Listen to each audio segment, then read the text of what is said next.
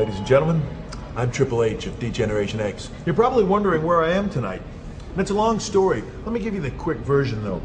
See, last night, after overcoming Vince and Shane McMahon's master plan to destroy D-Generation X, which included, but was not limited to, the use of cheerleaders, a leprechaun, a limey, a chubby giant, and a cannibal.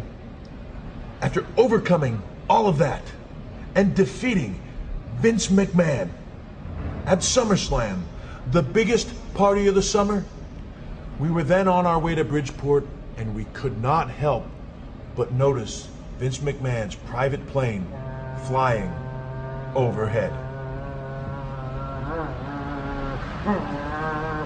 I can't hold her, son. I can't hold her. She's breaking him. She's breaking him. Oh my goodness. Oh, the flames, the flames. They're burning. They're burning. Drop and roll, Dad. Drop and roll. Roll.